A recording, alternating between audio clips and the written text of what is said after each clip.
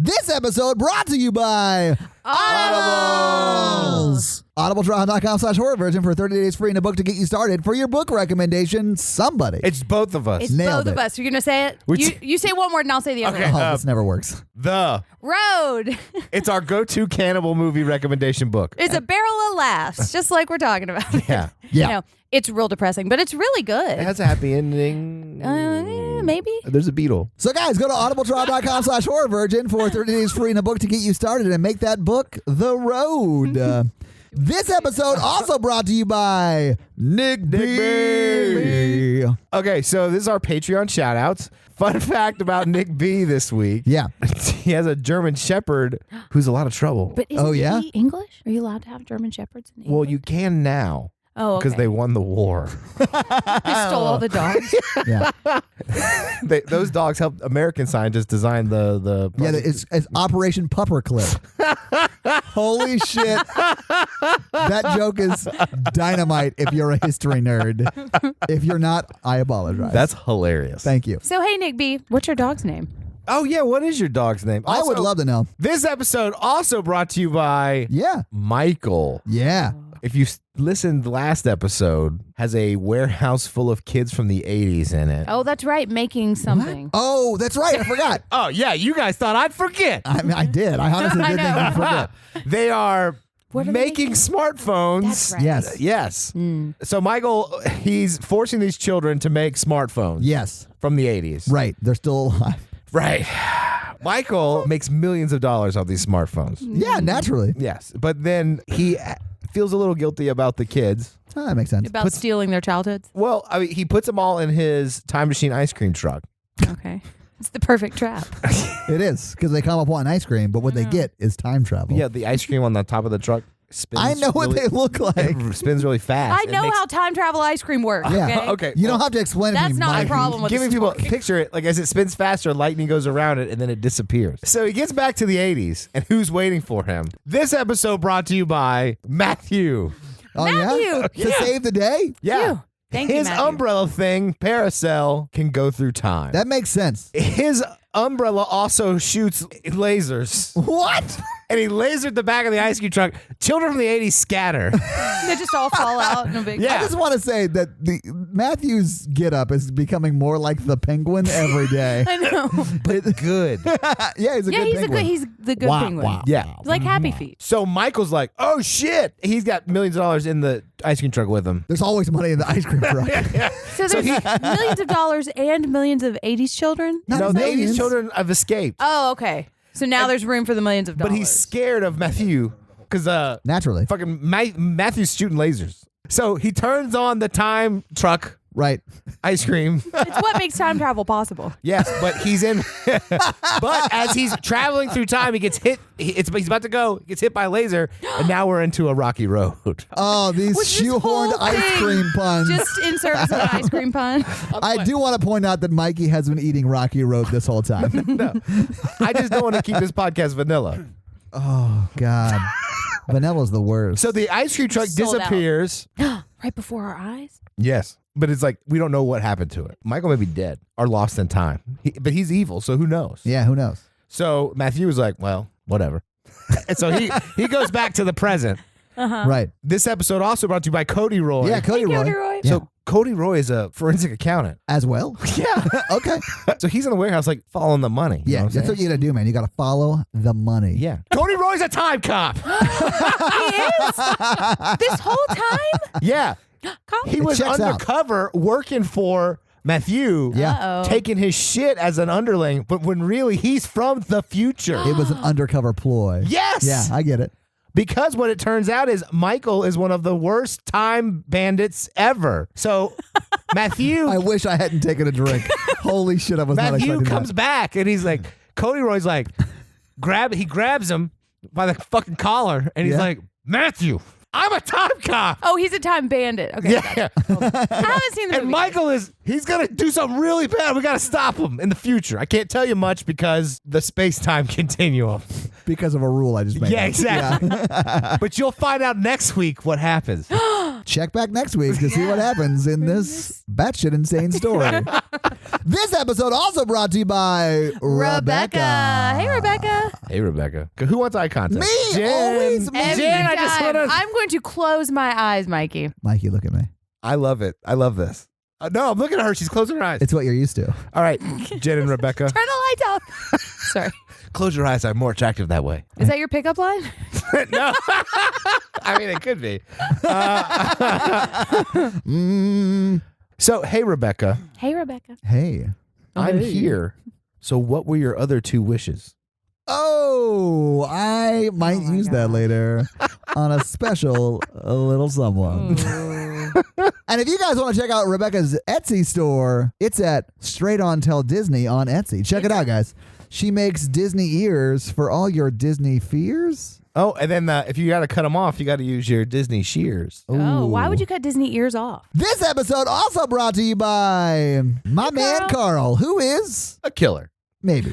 He definitely teaches guitar to local youths. And he also streams on Twitch at twitch.tv/CarlosMOL. And I'm a little sad because I think we're going to stop seeing his pun dry erase boards. Well, from us here at Horror Virgin to you, Carl, we'd like you to do Thanksgiving puns now. Stuff that bird with puns. Gross. Ugh. Because it's like Thanksgiving right now because it's mid-November. Yeah, Is it mid-November right now? it is. Time cop. But thank you, Carl, for regaling us with great Halloween puns. And if you Yes. so choose, continue in November with Thanksgiving puns. Yeah, hey, future Carl. This episode brought to you by a new player who has entered the game. Oh, shit. I forgot if we're doing this. Yeah. Red Mappin'. Hey, Red Mappin'. We'll call you Red. Let's just Yeah. call him Red. He actually is in the Facebook group. He joined the Facebook group too. yeah. So I do know what he looks like. Oh, yeah, and he found us from CinemaSins. Yeah, he's a new listener / Patreon member / Facebook group member. So what does Red want? Well, I've heard that Red has some interesting fears. Oh, yeah? Yeah, so I've been talking to Red. Oh, have you? On the down low about his On the phobias. DL? Yeah. Dude. One of the things he told me he's scared of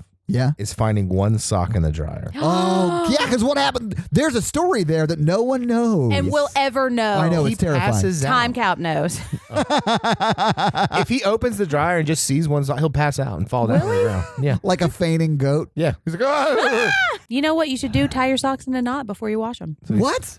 But then that doesn't get clean. But would you rather have somewhat clean socks or faint every time you open the dryer? That's fair. Yeah. All right. Choices. These are the tough choices people with phobias have to make. He Yeah, could just that's start true. wearing Crocs. Well, sorry about that sock phobia. Should we bring in the theme music, you motherfuckers? I mean, I guess we have to. Wait, hold on.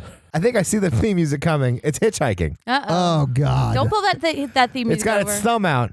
Uh-oh. I'm so glad we just ignore hitchhikers now. Yeah. Well, are we gonna ignore this one, or are you gonna like pick up the theme music? We'll pick them up. All right. This is gonna work out for us.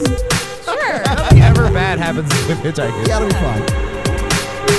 If I learned anything going to that fucking haunted house with you, it's that you are dead inside. Welcome to the Horror Virgin, everyone. I'm Jen. I'm Mikey. And I'm your horror virgin Todd, which means I don't like scary movies, and you guys make me watch them. Yeah, Actually, not this us. week, Nope. the listeners made me watch They this. did. Technically, you consent to all movies. That's true. Yes, we do not force you to watch anything. Not a matter of consent, guys. I've Right. signed up for this. I am here willingly. Send help. But this week we watched the 1974 literal classic, Yeah. Texas Chainsaw Massacre. Yes. Literary classic? It's literally a classic. Not a literary class. Oh. Right. Yeah, so this is our listener request for the month of November.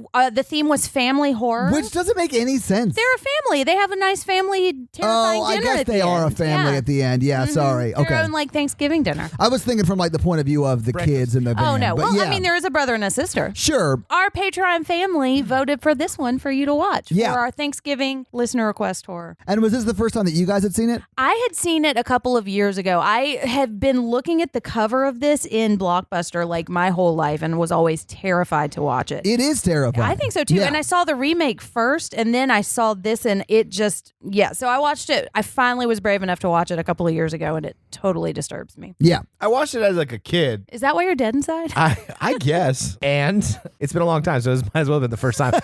Shit happened to this movie. I was Yeah. like, oh, okay, this is like a new movie for me. Yeah. You always say that you've seen the movie and then you're like, who's that guy? I have seen a shit ton of movies. Yeah. You can't remember everything. That's true. No, you cannot. Yeah.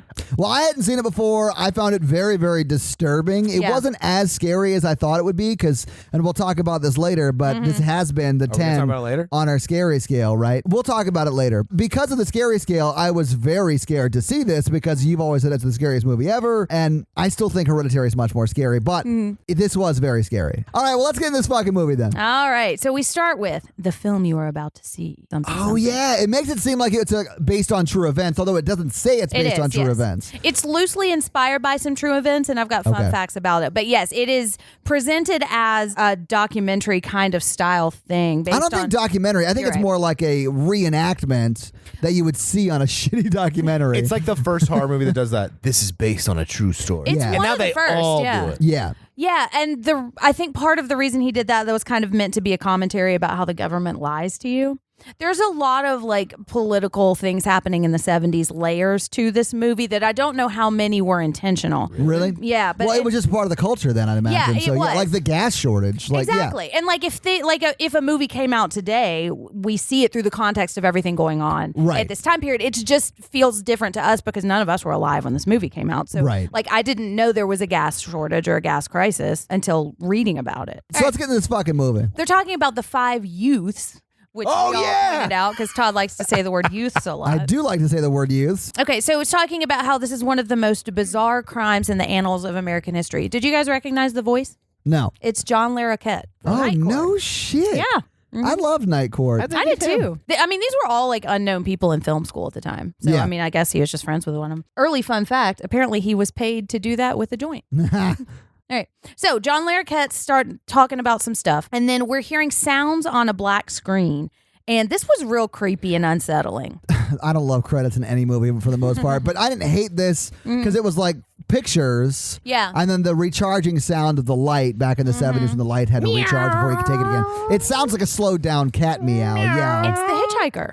Yeah. Because he's got that camera around his It is. neck. Yeah. But he's taking photos of like dead bodies. Yeah, and we're hearing Yeah. digging sounds. Yes. Because yeah. he went to the graveyard and dug up the bodies. Yeah. and Which redid you the don't thing. know that until after this. This is the beginning. But the credits do a great job, I think, of setting up how eerie and just utterly creepy this movie is. And then is it after it zooms out on the, not Yeah. statue, but it's like The corpse that's been posed. Well, yeah. it's a corpse holding a head. And which it's is very posed- unsettling. Yeah, straddling a gravestone. Straddling or a gravestone being shoved up it. Yeah. Which Yeah. either one, you know. It's equally It's a terrifying. messed yeah. up movie. Yeah, so there's a corpse that's the same kind of corpse we've just been seeing pictures of. And the pictures were like real close up. Like we'd see teeth and fingers. Well, and you it was just learn real later gross. on that guy's not a very good photographer. Yeah, he's pretty bad at it. True. And Yeah. each of those photos cost $2. They do, yeah. Yeah. So we're zooming out onto this corpse sitting on top of a headstone. And did you guys catch this as they were zooming out? You were hearing a news report talking about Watergate? Yeah. Which is, I think, setting up kind of the government is lying to you thing. I'm down with that. I don't trust civilization. After this is when we see like the red.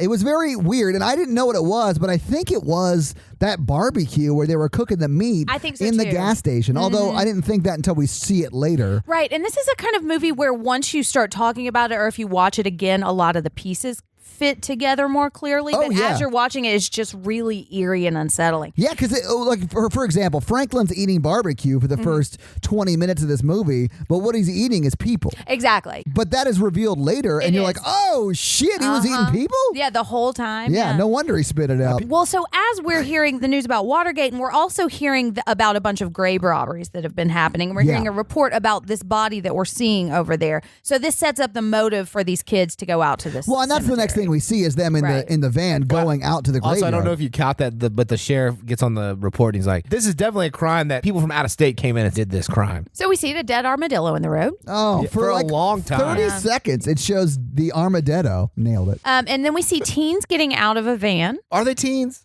They're teenish. Yeah, I would say Yeah. early 20s. College age, I think. But I mean, either way, they're at the end of their life. Well, most of them are. Four Yeah, out of five. everyone but Sally, the original final girl, She right? is, I don't want to say she's the first final girl, but she is the character that Carol Clover wrote her chapter in Men, Women, and Chainsaws about. That's why it's called Men, Women, and Chainsaws also. And that's why she's the first final girl on our final girl shirt. Nice. Yeah. Okay, so we're seeing them get out, but we don't see Sally yet. What we see is somebody laying ramps down for Franklin to roll out of the van in his wheelchair. Franklin is in a Yes. wheelchair, right? He is, Yeah. yes. So, like in the 70s, they did not have wheelchair vans. Yeah, I don't know if they had wheelchair accessible vans. No, I honestly don't know. Though. Or seatbelts or back seats. It's so unsafe. Yeah. Because he's just wheeling around like a van that has no like way to lock him in. Yeah. to Waving make a it knife the whole time. Yes. This whole Put the knife down, Franklin! I was so mad. I actually wrote that in my at notes because you said it Franklin. so many times. I said it so many times. Anyway,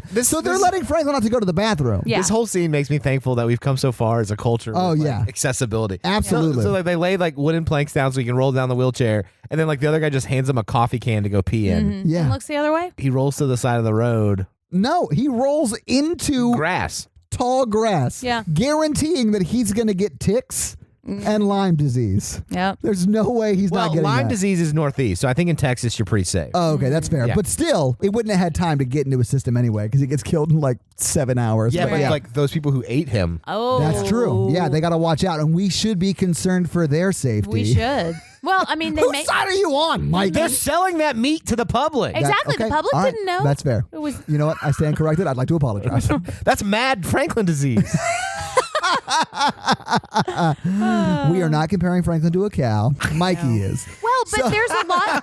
I mean, there's a lot to say about animal cruelty in this movie too. Yeah, Like, and they this is- actually do talk about that, like Yeah. how people used to kill cows and how they do it now, the No Country for Old Men technique. Yeah, a lot of people talk about this as a pro-vegetarian movie in a lot of ways because they're comparing Yeah, I could like, sorta see the that. way these people would feel to the way animals Oh. are feel. Anyways, so a big truck passes and blows the dude away Oh, and then man. blows Franklin down the hill. Yeah. This is what Jen is understating this. Yes. So an 18-wheeler drives by and the air pressure from the thing not only knocks down a grown man, Yeah. sends the wheelchair Mac and Me style down the hill. Mac and Me style. Yes, absolutely. And he It's insane. and he rolls around with his can of pee and then Ooh.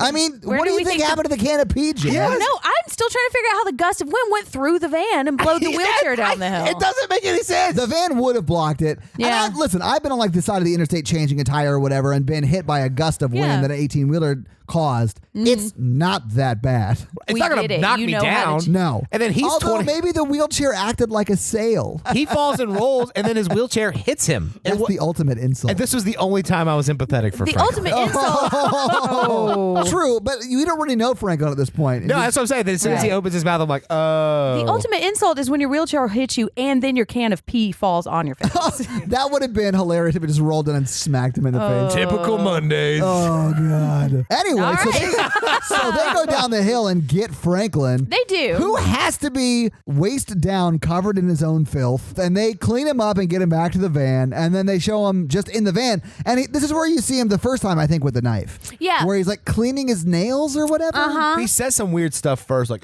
this hate's killing me. Yeah. Okay, it's Texas. It was hot. They didn't have AC. Everyone in that van was super sweaty. Yep. I've said shit like that in, unair conditioned vehicles. But they're talking about zodiac stuff, and Pam is reading everyone's horoscope, and apparently Saturn is in a bad influence. It's or in something. retrograde. Or whatever. Retrograde, yeah. There are a couple of things that she says later on that are kind of prophetic, but I don't think this is. Is it no, don't kill me?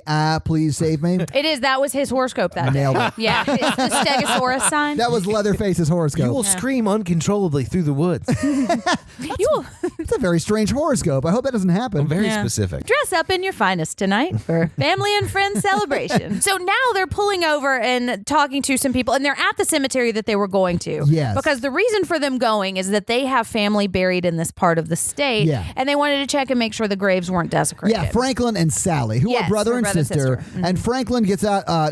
Franklin doesn't get out of the van, but pretty much everyone else does. Mm-hmm. Yeah, And they're some like- guy who is working at the cemetery, or maybe just knows his way around, Mm-hmm. takes Sally to go check out the burial site. Right. And says it looks like nothing's been disturbed. Yeah. And there's a drunk guy laying on the ground, too. Hey, what's he doing? He's the Talking harbinger. and being drunk. Yeah, he is the harbinger. Yeah, because he's the one who's like talking about them hills or whatever. He was real drunk and sort of hard to understand, which Right. probably by design. And he was sitting in a tire chair. I think Did you so. see what that was? I just saw him after he collapsed on the ground and the camera was underneath his face. Yeah. Which I actually kind of liked. A lot of the camera angles in this movie I really I liked. did like the camera. They're very strange, but I think they But that's work. intentional, Yeah, I think, yeah. they work because it is unsettling, and the whole movie, even at this point, before anything bad has happened. Yeah, and I was expecting you guys to laugh all the way through this because I hadn't seen it in a while because I'd forgotten how unsettling the atmosphere of this movie is, but just all the way way through it is. Yeah, so anyway, they discover that their ancestors that are buried are fine. They weren't touched, right? Right. And then they just leave, and I guess they're heading home? No, they're going to visit their grandparents' old house. Yes, but Okay. first they drive past the slaughterhouse. No, first Yeah. they go, What what's that smell?" smell? Ooh, that smell. Yeah. Yeah. And I thought it was Franklin. Yeah, at first I thought it was Franklin, too. Oh, my the God. movie yeah. sets you up to think it's Franklin. Yes. And he probably did smell Poor though. Franklin. Well, I mean, he did just pee all over himself when that truck blew him down the hill. He It didn't know- stands to reason that he would smell. So somebody just stunk up the car, and then they realize that they're driving past a slaughterhouse. Yeah, and I don't that's think what it's that somebody. I smell- think it's an animal. Yeah, I don't think Yeah, it's right. Franklin. Yeah.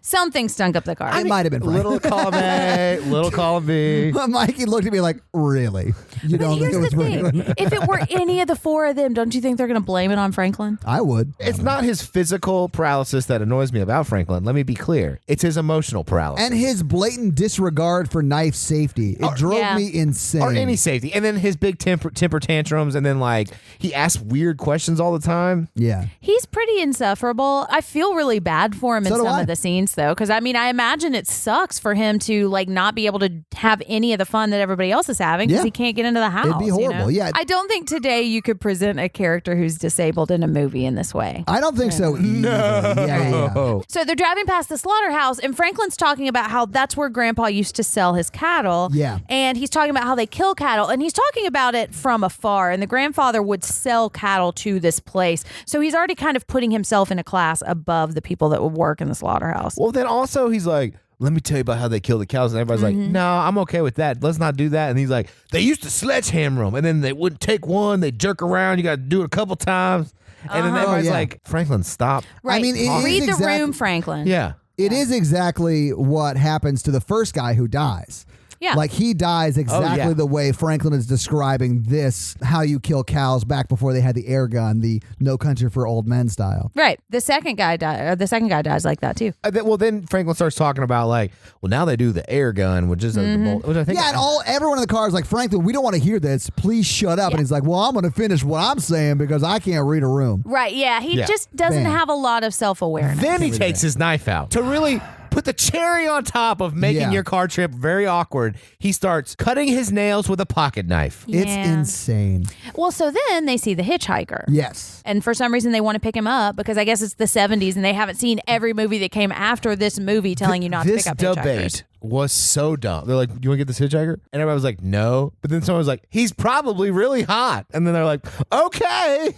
But Is that what they said? Yes. Oh my God. people used to pick up hitchhikers back All the then. time. Like it was a very, thing. very common thing. Serial killers used to do that a lot. Normal people would pick up hitchhikers too. Yeah, that's what I'm saying. But- Normal Right. people would hitchhike. Yeah. I mean, serial killers stopped the whole hitchhiking thing. Well, yeah. Like, I mean, this was like serial killer heyday. This is Yeah. like the Shoney's buffet of serial killing. Yeah. yeah, it was. It was horrible. Available everywhere. Yeah. And this movie came along and ruined it all. Yeah. This is 5 years away removed from like the Summer of Love 69 craze. And Yeah. like that was when people hitchhiked across the country to go to Woodstock. Yeah, you would pick up a hitchhiker Yeah. and that would be the love of your life. Yeah. So like that Porn was start that way too, man. it happened to me.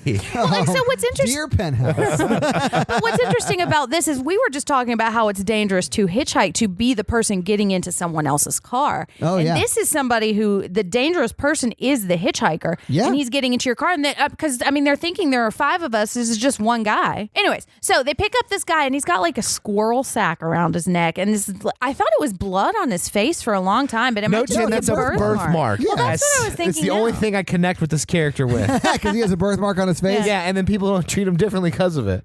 Well, I don't think that's the only reason they treat him He differently. only takes pictures of other people. Mikey, if you cut your hand open in this pod loft, I'm going to kick you out Yeah. just like they kicked him. Immediately. So Franklin immediately is like, this guy looks like Dracula to his face. Yeah, yeah. And then he's like, well, Dracula, do you know about the slaughterhouse? My grandfather, blah, blah, blah. And everybody's like, Franklin, no, please Yeah. don't do this. Please don't Read talk the about this. room, Franklin. Please You're stop killing talking all about of the us. slaughterhouse. Yeah. So then he's like, my family has been in the meat business, and And they have. sledgehammering them on the heads was the better way of killing them. Right. But yeah, so he's talking about how his family and his brother works in the slaughterhouse. And so Franklin's talking about how he went in there one time and he saw it, and talking to somebody who's like, this is his way of life and he does this every day. And it's kind of setting up this dichotomy of like this higher class versus this really low class family who does like the grunt work of the jobs that these other kids take advantage of every day. Right. And don't pay attention to. Well, because they don't have to. It's not a part of their daily life. Anyway, so this is when shit starts to get real weird with the hitchhiker. Yeah, he shows Franklin a bunch of pictures of dead animals. Yeah. And he's acting very bizarre. I think he's meant to be mentally disabled. And they talk about that a little bit later, but he just seems very... I mean, everyone in that family is way, way off. Yes. He's unsettling. Yeah. He is very unsettling. But he also shows the pictures to everybody. But Franklin sort of seemed into it. Like he was He like, oh, did. yeah, those are the photos from the plant or whatever. Because Franklin is also unsettling. Well, and he's talking about making head cheese and how like you take... Oh, yeah. Yeah, you use all of the parts of the body of the animal and you boil it. And he's going to this really kind of gross description of how you make this thing called head cheese. Fun fact, the working title of this movie was Head Cheese. What? Mm-hmm. Horrible name. And this is one of the things that you put into context later because he's talking about using every part of the body. Yes. And it's funny because all the kids are just like huddled as close to the front of the van as they possibly can Well, get. this is possibly the scariest thing that's ever happened to anyone. I'm sure it is. It is scary watching it. So yeah, they're all huddled out to the front of the van. And this is, Franklin's just kind of waving his knife around, doing his nails. And the hitchhiker takes his knife and just starts kind of playing with it and then cuts the shit out of his hand. Yes. While like laughing. an insane person. Yeah. Like he was laughing the whole time. It was very eerie and very unsettling. I like your knife. I like your knife. And everyone in the van is like reacting the way you would, except for immediately they should have slammed on the brakes and like kicked him out. Right. Well, and there's this music playing in the radio, and it's just like kind of this jovial country song, you know, then that's even more unsettling. Todd pointed this out when we were watching it, but like my favorite part of the scene is like the driver's not asking any questions. At all. Right. It's just like he thinks it's like a regular drive. He has no idea what's happening behind him. You guys are being real quiet. I know. It's like the guy cuts his hand. Everyone is just like reacting and like not saying anything. He's just like... Yeah, what's going on back there, guys? He's like, Hey. it's just like driving. He's like, oh, we probably should stop and get some gas. He cut his hand. Yeah. I thought we were reading horoscopes. Sally was like, I told you Mercury's in retrograde. It was Saturn. It was Saturn in retrograde. She's about to be sad because her Turn. brother's going into an urn. It is going to take a sad turn. Nailed There it. we go. Nailed it. All right. Jen found the joke, guys. I Everybody did. calm down. You're welcome, guys. All right. So he's just bleeding and laughing, and they're all staring at him. And then he pulls out his razor blade knife from his sock, and he's like, here's my knife. Here's my knife. It's a good knife. It's a good knife. And the guy's like, I'm sure it is, man. So now everybody's freaking out. The hitchhiker's taking pictures of Franklin with his camera that he's had around his neck the whole time, but it was hidden by his squirrel sack that was also around his neck. It's just one picture. He's got the... That's right. He like does a weird angle and it's like very slow. It was a very unsettling shot. I really liked it because he like focuses on different people and like takes a really takes his close time. Yeah, He does. And everybody's just like horrified. And he's talking about how they can come have dinner with his family and that his brother makes a real good head cheese. And then he's looking at the don't say it, guys. And then he's looking at the picture and he shows it to Franklin and then asks for $2 for the picture. So I think this is another way that he would be trying to make money also. Yeah, he like hands the picture to him and say, hey, it's a good picture. Right. It'll cost you $2. And he's like, Franklin's like, I don't fucking want this picture. It's I would have horrible. bought the picture. No, I would have kicked him the fuck out of the van. I'm like, I'm going to buy your picture, but you have to go now. Yeah. Here's $5. Get the fuck out of my van. no, man. Okay, so he says he hands the picture back and then he pulls out some foil and we all thought he was gonna like Do start meth, doing 'cause he's I got got to meth. do meth too. He's yeah. got meth scars all over him. And I He guess does. that just shows the time period that we live in. Yeah. But so he's pulling out, and I don't know what this is. Is it like seeds or it's black something? No, it's black powder. Okay, and then Yeah. he lights it on fire, which I guess is like a distraction. Well, he puts or the something. picture on it. Oh, okay. And then he lights it and blows the picture up. It's a real power move. So, man. like, that makes everyone freak out worse than him cutting himself open? I don't think so, well, Tim. so then he grabs Franklin's arm and cuts it with the razor, and that's when they decide this is the last. Yeah, straw. he's crossed a line. And he's laughing methodically. Methodically? Yeah. I think you mean maniacally. But also, Methodically. methodically very is strict pattern. Very strict pattern of laugh. Almost like he's singing it. He was. Ha ha. So, anyways, they kick him out. So, yeah, they kick him out. His arm's still bleeding, and he starts rubbing it on the van. Yes. Yeah, as they're driving away. Yeah. Very slowly, because he kept up with the van for a long time. Right. He's like T2 styling it, but like... No, he's not even running. The van's just going super slow. But it's like... If T2 was drunk, like he's like hopping alongside the car, rubbing his blood on it. It was the 70s. Cars drove slower back then. That's Yeah. not true. They If took you- the time to enjoy life. If you kick a hitchhiker out of your van who has just cut a member in your party, fucking floor it. Yeah. Do not just pitter-patter away. Gas crisis or no? I know. It's life and death. Let's I go. know. Although they were screwed. So, Yeah, fuck you know, 'em. it doesn't matter. And they never went to the police. They tried to go to the gas station. I would have well, they didn't even ask at the gas station, like, I need to see the police. Like, Well, I mean, what do Franklin's they- arm is cut open. Yeah, that's true. It is No, it's assault. fine. They got a T-shirt they ripped up and tied around it. Right. What is this? It was the 70s. So now we're realizing that this was all foretold by the stars. Like Burt Reynolds? Yeah. Really? No, Albert Reynolds. The constellations, like Stegosaurus. So this could be. So Franklin's horoscope said that this could be a disturbing and unpredictable day. He's like, yeah, I got cut in the arm. Yeah, and that Capricorn was written by Saturn. Yeah, and honestly, like up till that Hold on. point, Capricorn was ruled by Saturn. Sorry. What is going on? I don't know very much about astrology. Yeah, I don't guys. either, people. I don't either. Listen, I don't pay attention to it because it doesn't directly impact my life, so I don't pay attention to it. Me But too, because I'm such a Taurus. Oh, because you just don't pay attention to shit? Yeah. I'm an Aquarius. I'm I a know that. Sagittarius. But that's all I got. Fun facts, everyone. Yeah. I prefer fortune cookies because at least it comes with like a Chinese meal. At least you get to eat something. Yeah.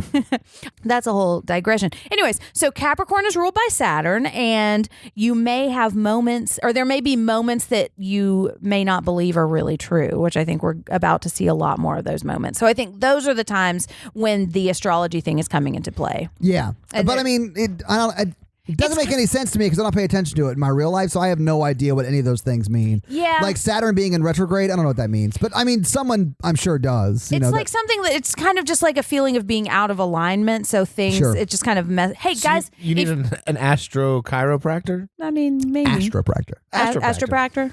That I don't sounds know. vaguely sexual. An That is alpist? definitely going to be my sci-fi stage name. No. My name is Astropractor, and I'm Oh, here to geez. discover new life. You drive a brown probe. I'm Astropractor, and I'm here to discover Uranus. Ew. The business cards write themselves.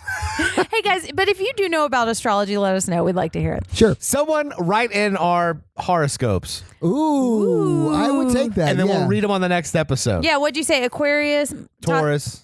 Sagittarius? Yep. Yeah. Yeah. Perfect. But I think this is almost like astrological harbinger because it's kind of foretelling the rest of the movie. Okay. And it's not a big plot point, but so now they get to the gas station. Oh yeah. And they're like, Franklin, stay in the car because we hate you. Aw. And well, the two girls get out to buy a Coke and to reveal their asses. Yeah, there's Yeah. a floor shot. Just Jen, what do you straight think up. about this? There's a lot Toby of is an ass man. I know that for sure. Yeah. Yeah, I mean, it's not. It doesn't bother me a lot. I do think it's a little objectifying, but I also feel like there's not really a whole lot of sexual elements to this movie. There really isn't, and it could have Considering gotten how- very nudity driven towards Yeah. the end, and it doesn't at Right. all. Yeah, I and, was surprised there was, I was no surprised. sexual I was too. assault. 70s. Mm-hmm. I was just very surprised. and that's kind of why it doesn't really bother me. Yeah, it's a little bit like, yeah, we're looking at their asses, but, you know, I also think like it doesn't stand out as a weird camera angle because we've been seeing a lot of That's true camera too. angles too. That's true too. Maybe it's us. Yeah, maybe we're perverts. Mikey. Well, or you're just used to seeing movies that do that all the time Yeah. to objectify I women. blame the media. Yeah, Yes, the I movies made wasn't me like do it. this. Yeah, I'm not a pervert. Right. The media made me this way. I am kind of an ass man.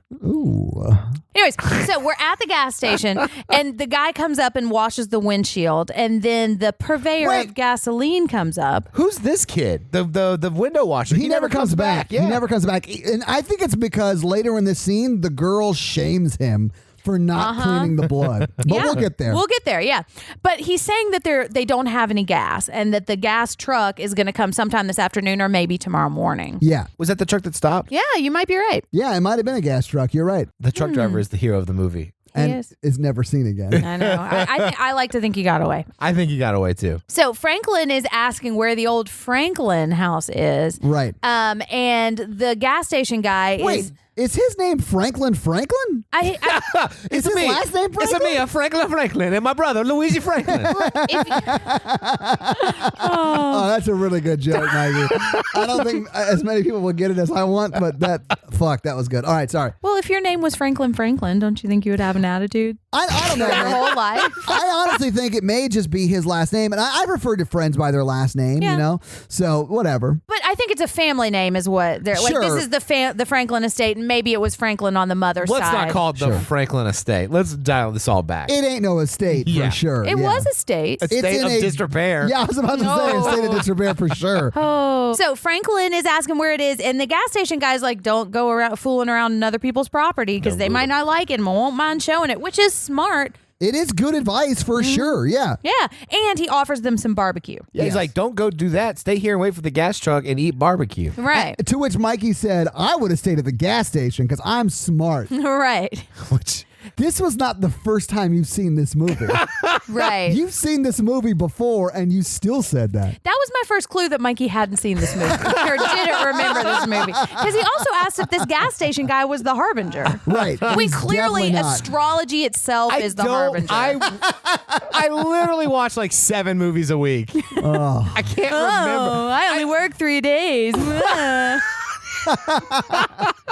Anyway. So Franklin's just tooling around, taking his knife and cutting a hole in the side paneling of this van. yeah. And then his friend's like, why are you doing Like, that? Put the stop. knife away. Yeah. Oh, Yeah. sometimes I'll just do it. God, I don't even know what I'm doing. Is this when I yelled, put the goddamn knife away from That was one of the times. And he starts playing with the knife, and it's got this guy's blood on Yeah, it. this is when they start talking about that. Yeah. Yeah. He's like, do you think that guy hated me? And I was like, no, but everyone else does. Yeah. And then he's like, well, that's why the guy starts laughing. And then He he's was like- like, yeah, of course he hated you, Mike. Everyone hates you. Do you think I this almost is- said Mikey. Not Mikey, Franklin. That's of course he hated you, Franklin. That's why I'm laughing at you hey, right now. Todd, this knife has blood of that guy who cut himself on it. Do you think that's his blood? I was still cutting my fingernails with it. Is that nasty at all? I do feel bad for Franklin in this scene, though, because I think that's a little bit of the self-awareness. As a person who constantly asks if people are mad at me, I felt a connection with I Franklin ask that a in lot, this but scene. there are some situations. If I was his friend, I'd be like, Franklin, do you really think the guy who cut his arm open and threw blood all over the car? Is worth considering whether he's mad at you or Yeah. not. Do you think it's something you did, or that maybe he has something wrong with him? I never worry about if people like me or not. I just don't. I know, Todd. I just don't care. Because that can be maddening. Like, I'm sure there are people who hate me. But, like, I'm not going to spend my time thinking about that. Yeah. Maybe just like a little at a time, like maybe like 10%. Of No, I'm not going to do that. Because I mean, that's yeah. just giving into what they want. That's Right. such a waste of time. And like, if people don't like me, that's fine. I'm sure they have very valid reasons not to like me. But Well, I'm and not I going to think waste my there's- time thinking about it. I like to be liked. Me too. I do too. So, but he's starting to talk about what it would take to cut yourself like that. And I think he just needs some true crime podcasts to listen to. Oh, I think that hell would make yeah. Franklin much more pleasant to be around. I feel like he just needs some friends who get him. And then his friend was like, well, I'm going to get out of the car now because this is. Because not I don't for want me. you to cut me or wave this bloody knife around. And I'm not going to put your ramp down so Yeah. you can't get out. It's a real power move. You're trapped. All right, so now they're almost all outside, and Sally notices that there's blood on the side of the van. Well, And no, that's when they start getting back in the van. Yeah. Everyone loads back into the van, and Sally's the last person to get in. Mm-hmm. And the redheaded guy who was washing the front of the van earlier is right behind her. And she goes, oh, look, there's a lot of blood on this side of the van. and then just stares at the guy who was supposed to wash the blood off the van. Somebody wash this off. Yeah. So now they drive up to a terribly horrible house. And this was like the old Franklin house that they were looking for. Right. It's their grandparents' house. It is their It's grandparents' Sally and house. Franklin's grandparents' house. Yes, and Yeah. their dad still owns it. So this is the house they were asking about. And they get out and they're just wandering around. He may still own it, but he does not care about it. No. This house is awful. It looked like it's been abandoned for like maybe 140 years. Oh, yeah. But they're walking around and Sally's saying this is the room that I slept in when like we came after my grandmother had died. So they have spent a little bit of time there. Yeah, and she says when she was last there when she was 8, which means It was 11 years ago. yeah. Well, It wouldn't look like that. No, it would not look like that. well, I don't know if you don't close doors. And Franklin is struggling to get inside. He is, and this is when I feel really bad I for do Franklin. feel bad for him in this scene, yeah, because everyone's upstairs exploring the house, and he is with whatever human sausage is in his mouth. Yeah.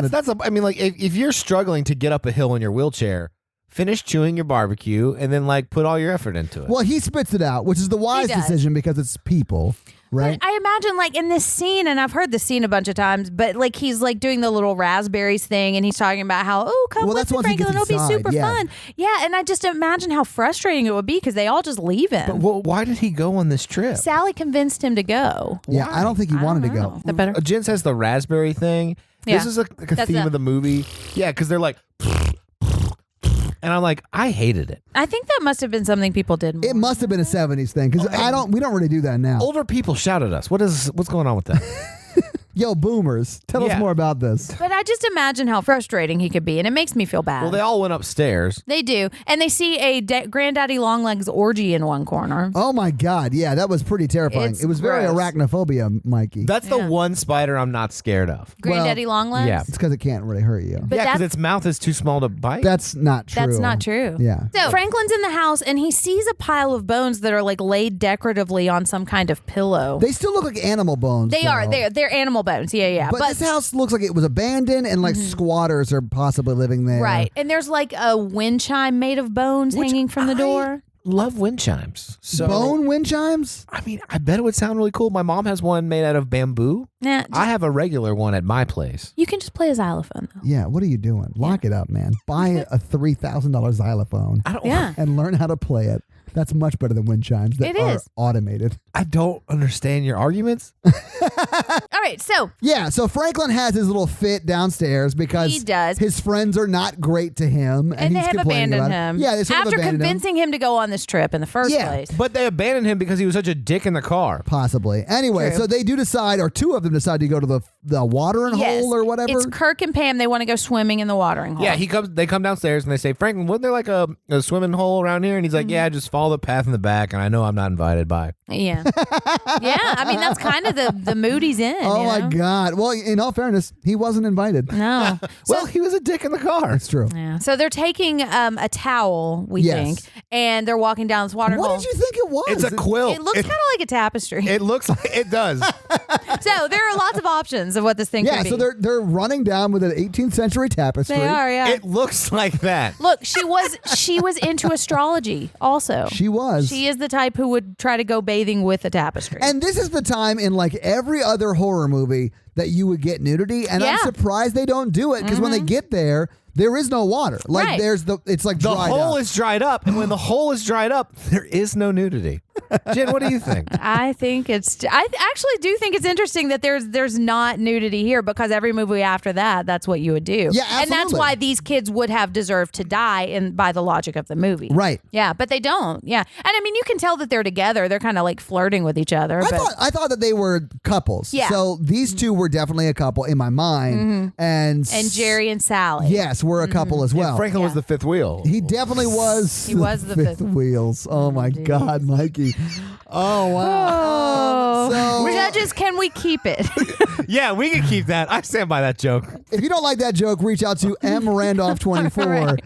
Don't reach out to the show account. I Nope. will just direct you to Mikey. I stand by that joke. So while they're trying to figure out what they're going to do because the swimming hole's dried up, they look over and they see another house off in the distance. So they Yeah. decide they're going to start walking towards it and see if they can buy gas from this new house. Right. And so they're walking towards it, and we're starting to see like weird things hanging from trees, kind Yes. of. And it reminded me of the Hills Have Eyes It remake. does. This whole thing has a very Hills Have Eyes vibe to it. Right, which means guess the that The remake. Hills Have Eyes was inspired by this. Like, it's funny to watch this movie and see everything that's come after it that takes elements from this movie. Yeah. I think the best part about this movie is that this movie still does a lot of this stuff better than all these movies that I come think so, after it. too. They do it very well. And honestly, like you were saying, they would have had sex by the water hole where they got naked, and that would have been the reason that they were okay to be killed. Uh-huh. And I like that they don't do that, I do because too. that to me makes it more scary. It can happen to anybody at any time, no matter if you're whatever, Right. no matter if you just had sex or not. And so I think the movies that come after this and try to recreate this formula were like, oh, well, there's an opportunity for nudity, and just stuck it Yes, in. exactly. You know, whereas it's not essential to the plot of the Right. movie. Nowadays, it's like, let's have sex. And they're like, oh, I just got done with sex. And now I hear a generator. Right.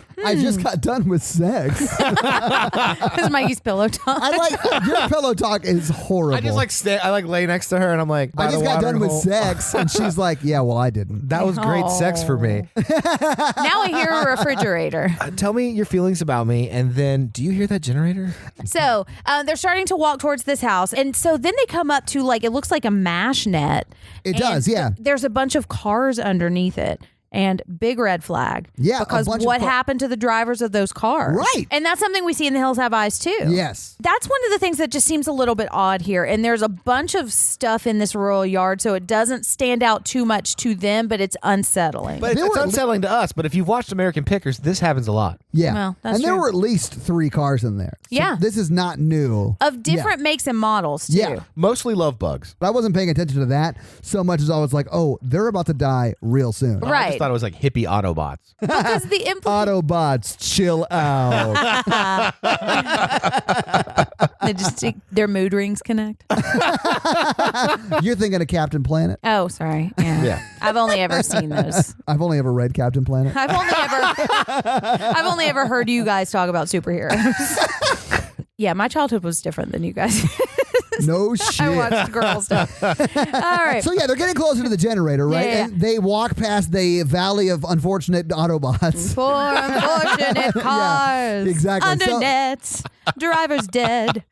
Probably, yeah. So they go up to the house and start knocking on the front door. Yeah. And Pam is like over it. She's just Yeah. like, let's just go and whatever. So she sits under the swing in the front. Well, not before she sits down on the front. Yeah, she sits down on the front Steps, porch. And a that's right. tooth falls from somewhere. Oh my a God. sweet tooth. I mean, it does have a filling in it. I got a feeling it's a bad omen. Oh, Nailed it's it. the tooth binger. But what's this guy's name?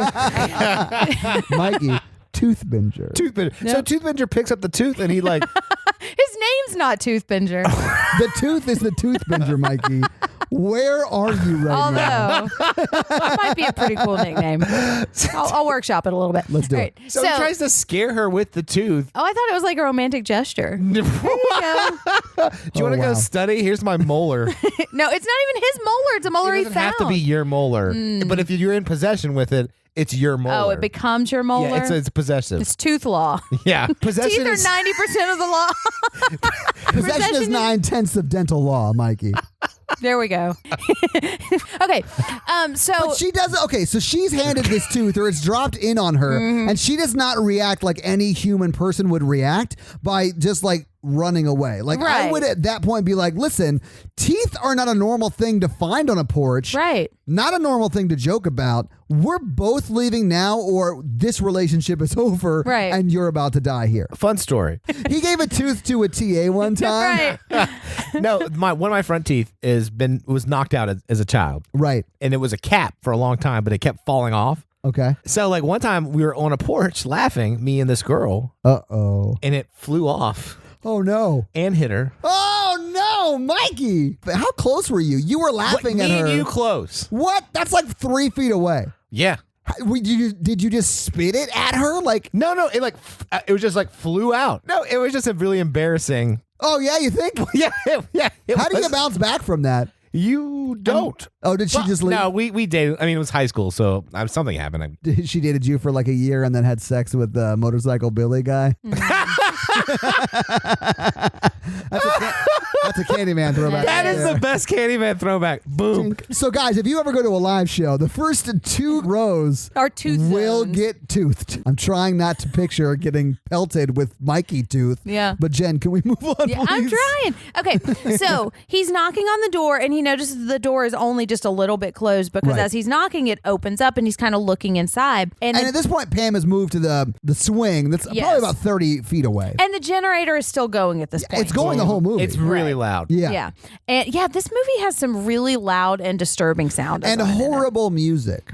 You mean like the music that's playing during times? Uh-huh. Yeah. Okay. And so he kind of is looking in and he sees a terrible bright red room with dead animal heads hanging all over the wall. Why would like floor to ceiling. Why would you not just leave immediately when you see that? I know, it is terrifying. And he's hearing animal sounds. And so he's walking in and then there's kind of a little ramp that goes up into this room. And so he slips and then Leatherface, who this is the first time we see him. So he just looks like this giant person wearing this crazy mask and a giant apron, just comes out and smacks him in the head with a hammer. Yeah, and then he starts like having what looks like a seizure. I don't know what it probably is. Yeah. but- and then he hits him again, which is exactly what they said would happen to the cows Right. when they used sledgehammers to kill them. Right. And that's Yeah. why they started using that little gun that we Yes. see in it chapter 1 because it's more effective. Yeah. But yeah, so he hits him again and then drags him into the room and just slams the door. That is super scary. It really Both is. because A, it happens, but all the way through the slamming of that metal door, you're like, Mm-hmm. oh, what the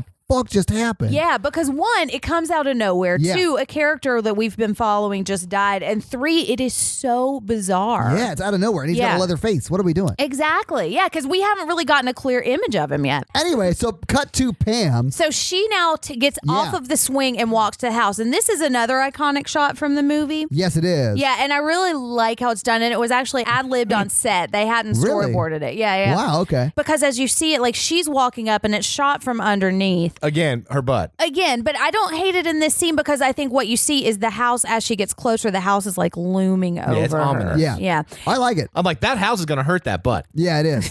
And also, this is something that this movie does very well that we don't see that often. This is horror in the daylight.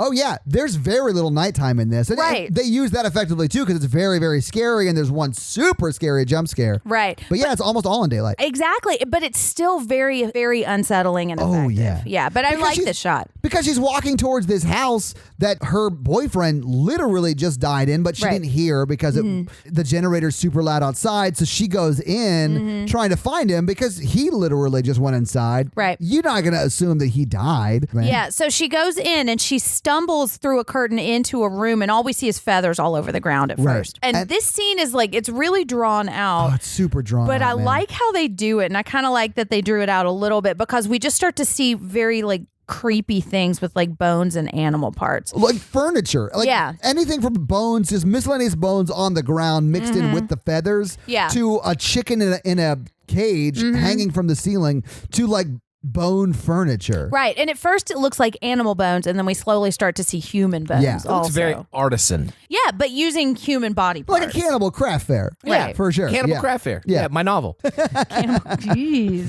It's not so much a novel as it is the Donner Party fan fiction. No, it's Anyway, I think this scene goes on a little bit too long. It's like 2 minutes of her seeing shit. yeah. Then she like it's covered with like gray feathers on the ground, like we Yeah. talked about. Yeah. But then so she like slowly looks at the chicken, and that's when I was like, the chicken murdered all those people. And literally, they look up at that chicken 4 or 5 times in this scene. Right, and eventually it pans out to we see a human skeleton sitting on a couch, just like posed decorative. Yeah. I Yes. did like that the couch had like a skull at the head of the couch, Right. and then like the arms had the arms on it. Yeah. I did like the creative people furniture. Yeah, well, and like I think that's the hitchhiker, the son, who's been digging up all of these bodies and taking the body parts and using He's the them. liberal artsy one that his father is. doesn't like. Yeah. Absolutely. He's the photographer too. All right. Yeah. You know, I honestly figured it was just the bodies that they had eaten, and it might be that they but had used the whole body on. I do think it probably could have been cut by about 20 seconds, but I think they had this whole house, this whole room scene designed, and they really wanted to make the most of everything. But what I like about how it's shot is I feel like you can really get the experience from her of what it would be like to be in that room because we don't Sure. see it all at once. I don't think there's ever a time when we see the whole thing at once. We just see little bits and pieces, like she would look up and see something, and then she would look over and see something else. Also, it's probably fast time wise, but like it slows it down for us because if you're experiencing that, it's gonna feel that slow. But I knew that Leatherface was going to get her. She needed to get out of there as fast as possible. Right. And she eventually does get out, stumble through the front door. And this is a scene that I had seen before. Maybe not Yeah. a scene, but a shot. This is a GIF that's been. This or is an yeah. iconic scene. I've seen that. Yeah, it's really just that shot of her making it out the front door and then Leatherface grabbing her and pulling her back Right, in. which alone is scary. Yeah, it's and terrifying. Yeah. But then what happens next is he Oh, my drags her down the God. hall, pulls her into a room where her boyfriend is laying probably dead on sure just he's a dead. table. Yeah. And there's these meat hooks just hanging, and he goes and puts her up on this meat hook, and it's just so terrifying. I thought he just wanted her to hang out. He should have said that. Hang out. But yeah, so she's literally just hanging out, but it's very super scary. It is. And this is like the iconic image from the front of this. Yeah, she's the like cover. holding the Yeah, this is the scene in the spike movie that and got me hooked. screaming. Oh, Mikey. I remember I love looking. it. That was great. But yeah, so she's just hanging out there, and then he picks up the saw and is like cutting up Yeah, the boyfriend. I Kurt. forget his name, Chainsaw. Kurt. Yeah. Because And- Todd Yeah. was like, isn't there a chainsaw in this movie? Uh-huh. Cut And then- to Yeah, cut to immediate chainsawing. Right. Yeah. And so like she is on this hook that I'm sure I can't imagine how much that would hurt. Watching her boyfriend getting cut apart by a chainsaw, knowing that that's going to happen next Yeah. to her. And I think that's one of the things that makes this movie so effective is that she's watching all of this. you know? Yes. terrifying. One of the tropes of slashers is the men die very quickly, but the women have longer death scenes and they absorb more of the weight of the trauma of what's happening. Sure, and I think yeah. you can see that in this Definitely. movie. So now we cut back to the van, and Jerry and Franklin and Sally are all waiting for Pam and Kirk to get back. Franklin can't find his knife, which isn't something that really comes back, I don't think. I think his friend stole it from him when he was putting pieces out of the van. When he was just waving it around Yeah. everywhere, and cutting his van apart. Yeah, I do think they just No, took that's the true. knife away from him because he cannot be trusted with it. Yeah. The group was mad at him, and that's the part of the plot. That's true. Come on, Franklin. So Jerry's Pam and hanging Kurt. out with them, and they're all talking, and Jerry's like, hey, I'm going to go look for them because we need to go. Right. And this is when Franklin's like, you didn't really want me to come on this trip, right? And she's like, no, Franklin, I'm just tired. It's Yeah. been a long day. Yeah. But they're talking and they're kind of having a believable brother-sister moment. I think you so, know? yeah. But Franklin's also saying he's nervous that hitchhiker guy would try to follow him. Yeah. Which is a realistic concern, which is another reason I would want to get the fuck out of there. And they're still in the area. Like, they Right. haven't gone far away from where they dropped the hitchhiker off. Exactly. So earlier, Franklin was like, do you think he marked the van? Yeah. So Yeah. now that we know that the gas station is in on it, do you think that that's what he did? I absolutely do, yeah. Yeah, But although nothing- I don't necessarily think it would have mattered because they go to the house. They go to the house. anyways. But I mean, like, was the plan to Right. get him to stay at the gas station and kill him at the gas station? Yeah, maybe. So now Jerry's looking for them, and he gets to the house, and he sees the blanket / tapestry / throw Whatever rug. it is, yeah. / 70s bathing. I know that ugly Afghan. Only my friends had that. Right. Well, he knocks on the door and then starts to leave, and that's when he sees it. So Yes. he's like, oh, shit, no, they are here. Right, or at least Yeah. they've been here. Right. Yeah. So he's knocking on the door, and he goes into the house, and he sees the terrible room too. But he goes in and he sees like the aftermath, and then he sees the bloody hook, and he sees the table with the blood on it. Right. And then he hears rumbling from the cooler. The freezer. Yeah, the deep freeze, and he opens it up and he sees Pam inside, and it looks like she's dead, except then she comes alive and she starts like freaking out and trying She to looked get out. almost like a zombie. She kind of Yeah. did, Well, yeah, she's yeah. cold. Well, yeah. Zombies are just cold? She was in a freezer. Have you seen warm bodies? So, yeah, she jumps up scared and cold, and Yeah. it freaks him out. All right, so now Leatherface bonks Jerry a couple of times. You say bonks, but like he murders him with He a does hammer. with a sledgehammer. I don't yes. think anyone should No. ever refer to murdering with a sledgehammer as bonks. Sorry, but you know what? It is very brutal. Even though It we is don't brutal. see, I don't think we actually see the impact of it. But it's out of nowhere. It's hear it. right in the day. Yeah, There's a thud for sure. and it is the way that they were killing these animals in the slaughterhouse. Yes. and still do. I don't know why I said they were. But it's the way this family knows how to kill people. But now, so Leatherface is walking around his house, and he's pretty upset because these people are coming into his house. and- Honestly, he is the victim up to this point because he has had people coming into his house. He doesn't know why. Basically, it's just like, if it comes into your property, you can eat it. Yeah, that's really I don't all know that's if happening. that's what the law says, that you can eat it. Maybe dental law. Oh, okay. All right. And it is 9/10 of the law. Okay. So, but Leatherface is walking around his house and looking very confused. And this is the first time we really see a close up of this mask that he's wearing, which we can see now is a mask made of human skin. Yes. And he's got really messed up teeth. And what disturbed me the most about this mask, I think, is like the eyelashes on it. Is it a Weird and mask gross. or is it just a face Well, that he it's a took off ma- of his grandmother upstairs? I'm not sure who this face comes from. Me either, But, but, it yeah. looks like he literally face-offed a face. It is, yeah. And put it on his own. I mean, I'm not Right. saying it's John Travolta under there, but I'm not saying that. Maybe it it's also Nicolas could be Cage. Nicolas Cage. Yeah. Take. All right, so now he's just kind of looking, and it's almost like he's trying to figure out what to do because he's just upset in the house. We haven't heard him say any actual words, but he's been kind of making these like muttering sounds, and I think it's meant to imply that he's intellectually disabled as well. Maybe. Anyway, they don't really say anything about it. So No, you they know. don't. But they're both the sons are sort of a bit off. They are, yes. But that can be from a lifetime of just growing up in this family, or it could be Exactly. because Hey, you know what? Maybe eating human flesh is maybe not that great for you. maybe not. That's actually true. It actually causes your cells to destroy each other slowly over time. Like a little bit of it won't really hurt you that much. But also, like, there's clearly something wrong with this family because absolutely. they're psychotic. So now we're back at the van, and it's full dark now. And Franklin thinks that they should go. He wants to get the fuck out of there, and I think he's right. But Sally wants the flashlight because she wants to go look for them. Franklin's plan is to honk the horn, and if they don't come, then they're going going to go. Yeah. Good plan. Yeah. But when he goes to honk the horn, he notices the keys are gone. Exactly, So they're fucked yeah. either way. They have to go. They're really just kind of in a no-win situation. Yeah, you know? absolutely. Because they can't do anything there.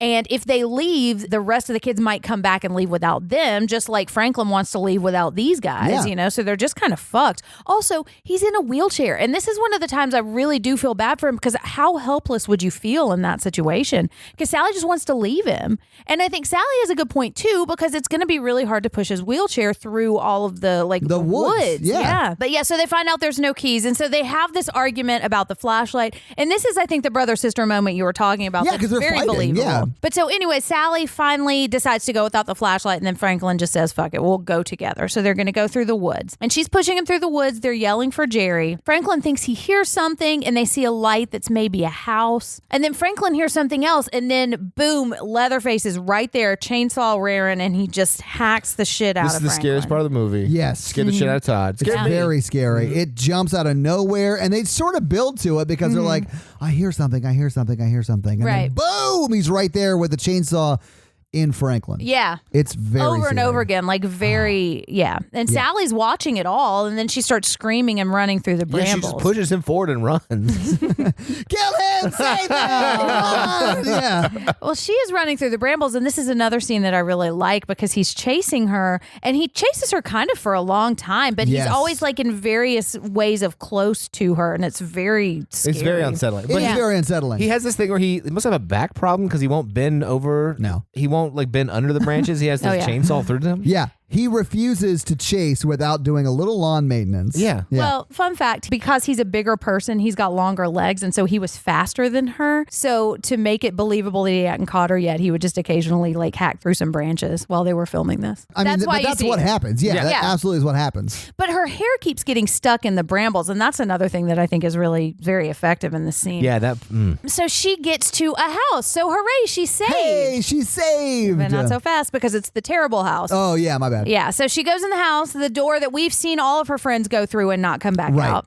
And she runs up the stairs, and he starts chainsawing through the door. And she's running upstairs, and she goes into an attic, and she sees some people, so she thinks she's saved, and she goes up, and it's like an old waxy man. It looks like he's dead, and then you turn around, and you see a woman sitting in a chair who is clearly Who was dead. definitely dead. Yeah. It was a Yes. dead diorama. A dead diorama? A double D. A double D. Oh, that's Well, she goes in. There's little dead animals around and stuff. It's like it's art. Yeah, it was more than just the two people, right? Yeah. There was like Yes. a dog. There's like a yeah. background. Yeah. There's bones. It's like pretty nicely fire. set up. Yeah. Yeah. Artisanal, you might say. Yeah. So she sees two dead people in an attic. She's been screaming the whole time, by the way. She has, yeah. Terrifying screams. She's not regulating her breath to run right. No, Yeah. Or that's why calm she's down. easy to catch. She's Yeah. out of breath because she's screaming so much. But the screams are really disturbing They too. are. Yeah, Yeah. because it's like yelling, screaming, going in, and it just feels like she's terrified. Yeah. Not that she's been told to scream in a script. You might say she's a good actress. Yeah, I would say Yeah. she is a good actress. I think she does a great job. Yeah. So she goes down the stairs and sees Leatherface right there, and he's chasing her up because he's just. No, and then she screams, and then he gets startled by her He scream. does Yeah. get startled. If you see this scene, he's like, "Oh he shit!" jerks back. Yeah, Well, and and- then chases her back up the steps. Right, but that I love that about this movie too, is that those kind of things you see, you know, because I think it humanizes him a little bit, which makes him even more terrifying. Yes. You know, like that he's just kind of a scared person too, but he's got all this power. I also like that when he cut the front door open, I was like, why is he cutting his front door? That's like a terrible idea. So anyway, so she runs up the stairs and then just jumps through and out a window. And this is the, On the first second story. time she jumps through a window. it is, yeah, and it's on the second story too. Kool-Aid Man style. Yeah, She she doesn't does. give a fuck about glass. Well, dude, she a glass or chainsaw. Oh yeah, you know. she made the right decision. She did, and she just saw her brother get chainsawed to death, so True. she knows what it's going to be like. Yeah, she was like, "Oh, thank God that weight's lifted." But okay, so the glass breaking rips up the back of her shirt. Maybe the brambles ripped the back of her shirt. Maybe and it just no, the glass because when she's running up ripping- Yeah, the steps, her shirt's fine. It's the glass. It's when she jumps through the window that the back of her shirt gets ripped up. She has a nice back, though. She's got a great back. I just thought it was weird that it ripped up the back of her shirt. But this is also a place where you would normally see nudity in movies that came Yes. after this. It would have ripped the front of her shirt, and she would have just I don't know if she'd be topless running for the rest of the movie. Well, she probably would have been wearing a bra and we would have seen it. right. That's what I was thinking. But I mean, it's clear she's not wearing a bra in this movie. It is. wondered if you were going to But, bring this up. Yeah, I mean, can't believe we've made it this I long can't without believe talking it about either. it. Yeah. I've grown as a person. Yeah. So now they're back in the brambles. She and runs to the same place. I hate does. it. Well, She she's- runs in another circle. She's running back through, I think. Well, that's true. No, 'cause She's this running is to the the same- gas station. This is Yeah. the same angle of the house. Yeah, it is. But he almost gets her because Yeah. she like runs into a tree branch and falls down, and he gets right next to her. And then she sees another building, and I thought it was another house, but it's a gas station. It's the same gas station from before. So she's back at the gas station. Yeah. Yeah. The one that is in the movie. Yeah. Yeah. And so she goes in the gas station, and then Leatherface is gone. So he's no longer a threat right now. And he was on her heels, man. He was right behind her. was. And then you see the old man, and I was like, oh, he's in on it. Yeah. Because Leatherface would have just killed everybody. Well, and so she's really upset, and he's trying to calm her down. And then he goes and looks out the window, and she's asking him to call the police, but he says there's no phone here. Right. So he's got to go get the truck.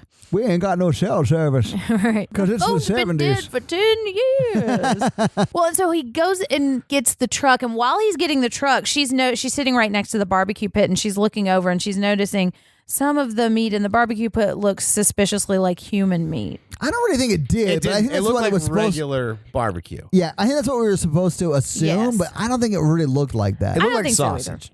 Yeah. It did. And there's one that looks kind of like it might be a liver, like a human liver. Oh. You know? I don't know what a human liver looks like, so. They're huge. Oh, are they? I don't know if it screams this is human. Like we don't see a hand or an arm or a face. I Right. kept waiting to see a very distinctive human body part, but I think it's just kind of Like a implies. But still, maybe not. Maybe we could still believe that this guy is actually going to help her. So she's looking around like, wait a minute. I don't know about all this. Yeah, Yeah. but also there's a guy with a chainsaw outside chasing me, so I'm going to stay right here because I'm safe right now too. Yeah. So then he pulls back up with the truck, and he's got a blanket in his hand. And she's covered in blood, too. by the way. Yeah, It's not a blanket. It's a sack. it's a sack. Yeah, Potato sack. And he pulls Yeah. a rope out and of he's it. got some rope And too. then I thought they were going to do a three-legged race. Yeah, I mean that's the natural assumption. Yeah. right? Three-legged mean, race and then a definitely. potato sack race. And I was Right. like, oh, it's like field day. But that's not what happens. But she grabs a knife because she's a badass bee. She does, yeah. But she gets outsmarted by the business end of a broom. Right. Which I think, and I mean, I could see, like, if you're actually in that situation, a broom, like somebody hitting you constantly in the face, that would at least disorient you. I would stab them in the throat Yeah, but and he run took away. one swing and got the knife out of her. Yeah. Well, I mean, I think she's also just she's probably in shock right now, She too. is. She's definitely in shock. Yeah. So, I mean, I get your point. It doesn't I just don't think we strike me should as. sweep this under the rug. Yeah. Oh, yeah. We definitely got to clean up this situation. Can't brush it aside. Yeah. No.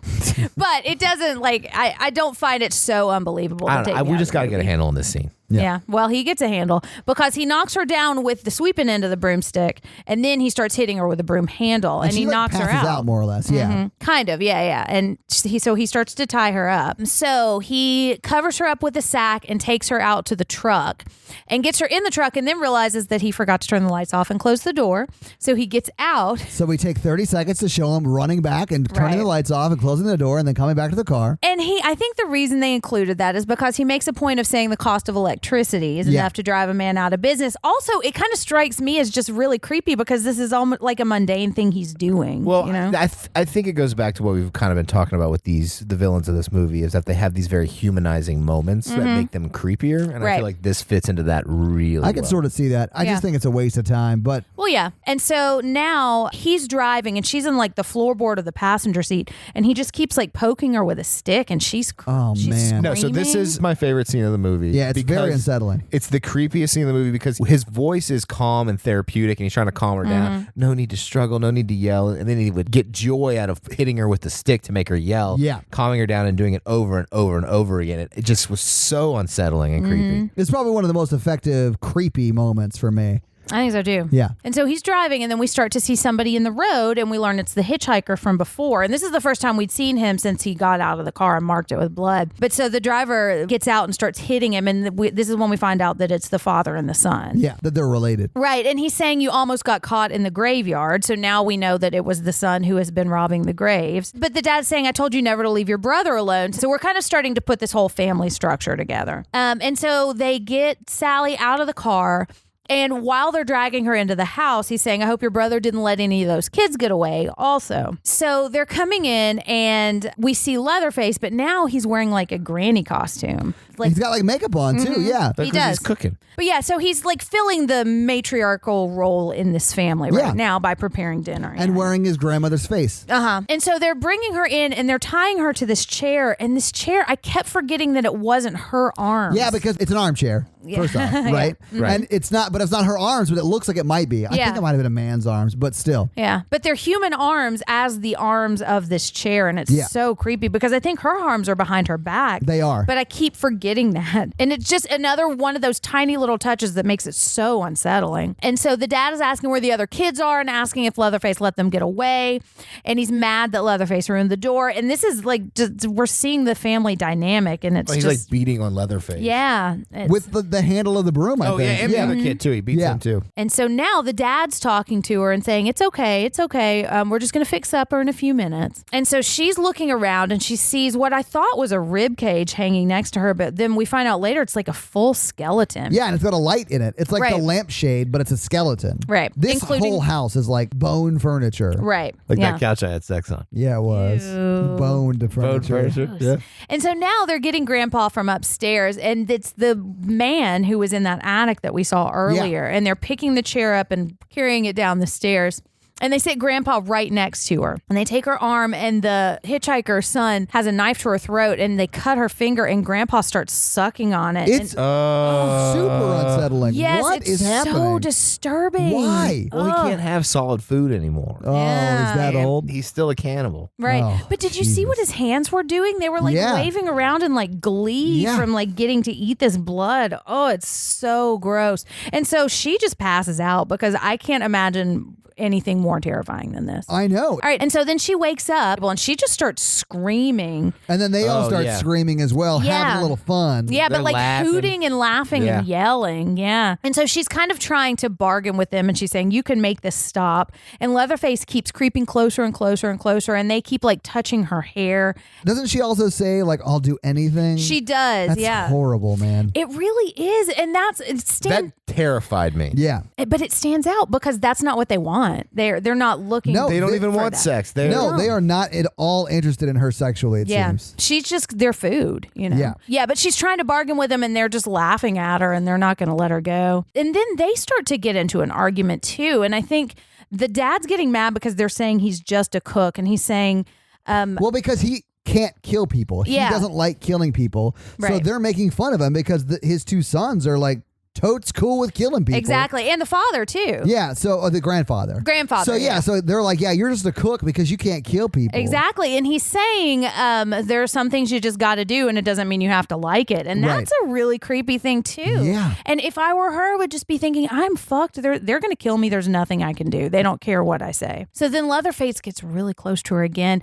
And then the father's just saying, well, there's no sense in waiting, and let's let Grandpa have a whack. Because he's the best there is. He is. Yeah, even though he's 120 years old. Yeah. This is the most disturbing part of the movie to me, because they bring in a big bucket and they're saying, Grandpa, we're going to let you have this one. And so the dad's coming up to her and says, it won't hurt at all. Don't be afraid. And so they untie her and they bring her over to the bucket. And the hitchhiker is like holding her arms behind her back and holding her head over this bucket.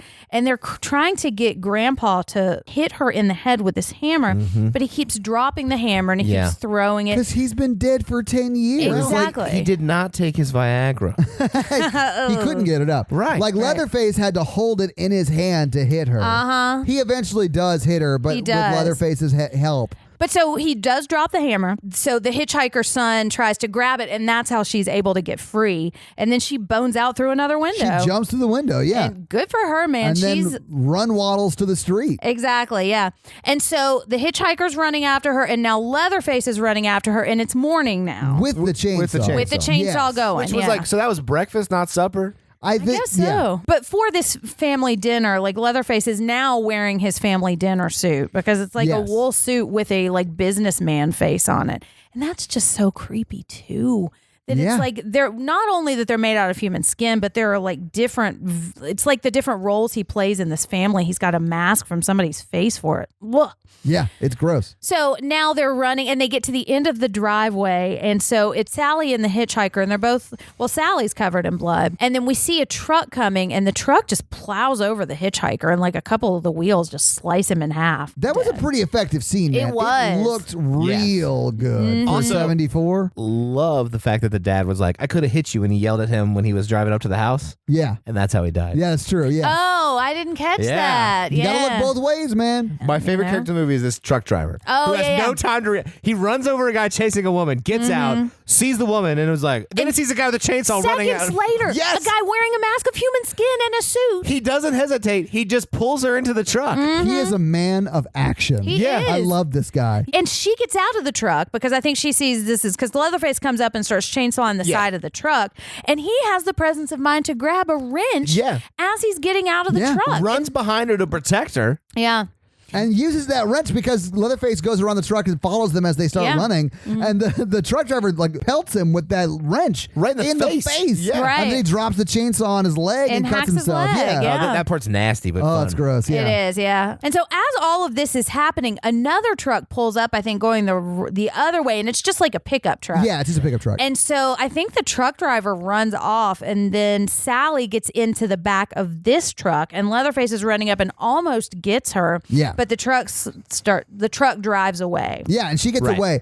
Meanwhile, does. the truck The trucker's driver is just going- still booking it the other direction. Yeah, I had in my mind that the truck driver died. Oh, and yeah? I don't know if I had read that somewhere or something, but we don't see that, We do do. we? We do No, not we see do that. not no. So, and it's possible that we just didn't see Leatherface kill In him. my mind, Oh, no. he turned around, saw the truck with her driving off, and was like, "Damn, girl." And then and then just like took off running because he sees Leatherface doing Yeah. his thing. Yeah, I mean, the truck driver lives because once Sally leaves, the Leatherface just starts doing chainsaw ballet, and then that's the end of the movie. Well, no, it's almost the end of the movie because we see Sally in the truck driving away or Yeah. like being driven away, and she's laughing and screaming. And that is so unsettling. It is too. very unsettling, I but think she's getting away. Like She is, There's yeah. some relief there, but she's still like seconds removed from extreme trauma. Exactly. Yeah. And I mean, can you imagine what the rest of her life is going to be like trying to deal with Hopefully a all lot of this? therapy. Yeah. Yeah. Yeah, hopefully. But I mean, then it cuts back to Leatherface doing his chainsaw ballet and Yeah. then scene.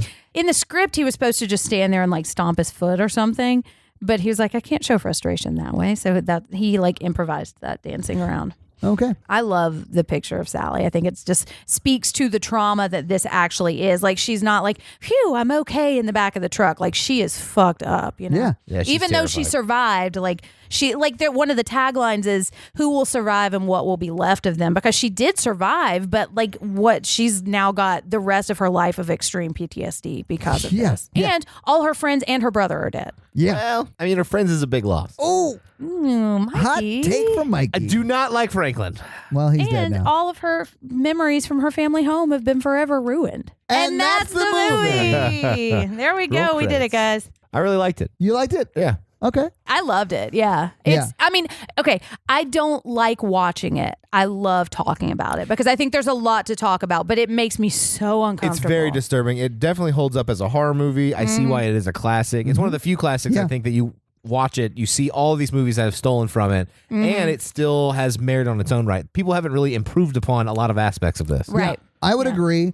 Hated it. It was super unsettling. Even when like gory shit wasn't happening or jump scares weren't happening, I was super uncomfortable in just like regular scenes. So that's very impressive to be having like a conversation about how cows are killed in a slaughterhouse, and then it's just still very unsettling. Yeah. And it's sort of this innocuous thing. I hope to never watch this again. I understand why everyone loves it though, and Yeah. it is very, very good at what it does. But I would not make a horror version watch this. Yeah. Oh, yeah. There's a reason, and we're going to get into this in a minute, but there's a reason it's a 10 on our scary scale. Yeah. And it's like horror in the daytime, so it's a different kind of horror. Yeah, like it you is. can't just like look behind the shower curtain and make sure there's nobody there to jump scare. Don't tell Todd that. I didn't look behind the shower curtain when I went to the bathroom. I didn't. Did you need to. not? No, Good. I didn't need to. Oh, he's growing. Oh. But Wait, was it already pulled back when you went in there? It might have been. Oh, it's a lie by omission. Right. All right, so let's talk box office, guys. So what do you think the production budget of this was? I know. So Jen has to recuse herself. I do. Mikey, do you know what the production budget of this was? $50,000. It's pretty close, man. It was $140,000. Okay. $140,000, which is not very much No. at all. I actually read 60. Is it say 140? Yeah, I'm looking at the I'm gonna numbers go with because Jen's because it's closer to my guess. I'm looking at the numbers because I stopped using Box Office Oh, yeah. Mojo when IMDb bought them out and made it shit. How much do you think it made in domestic box office? I again recusing myself Oh, okay. because of some inadvertent scanning on Sure. Wikipedia. I think it made $20 million. It made $26 million domestically. domestically. Very, very good. You seem to have a spiritual connection with this movie, Mikey, that makes me, frankly, a little nervous. A little unsettling. I read somewhere that this movie was really hard to learn how much it actually made because the mob financed the film.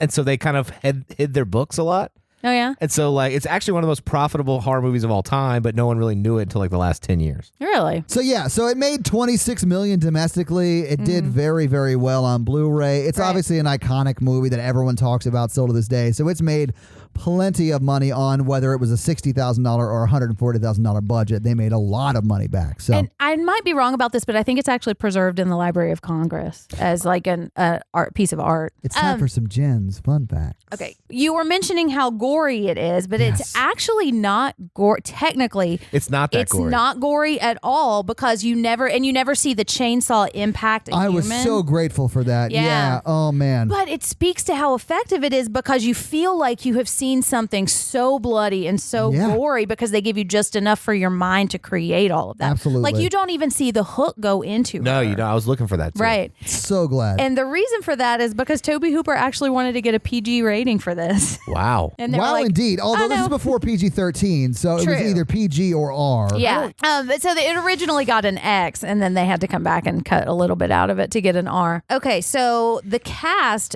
didn't see much money from this at all. They actually really got screwed over because a lot of them were unknown actors at the time, the cast and crew, and so some of them chose to get paid with a percentage of the end gross. The back end. The back end, yeah, which is a thing that happens a lot. Yeah.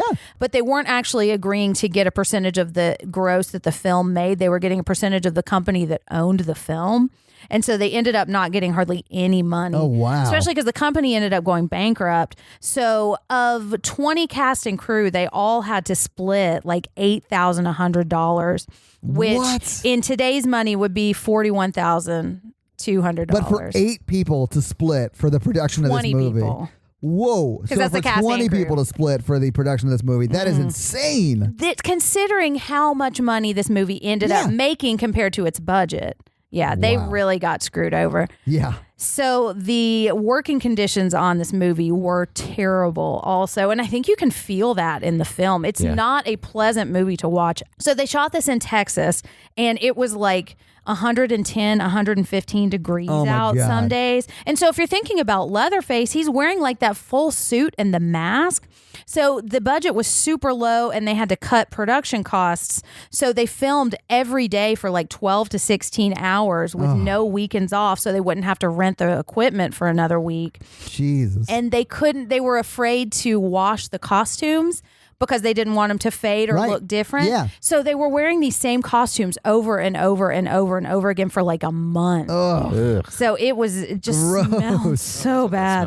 Yeah. Yeah. The dinner scene where they're all sitting around and having dinner. First of all, the house did not have air conditioning and was poorly ventilated and had dead animal parts all over the place, real animal blood used on the walls. So it smelled terrible. It was like 1 billion degrees in there. And Grandpa, apparently, it took him like 10 hours to get into his makeup. So he was like, fuck, I'm not doing this for another day. So we're getting this entire scene done at one time.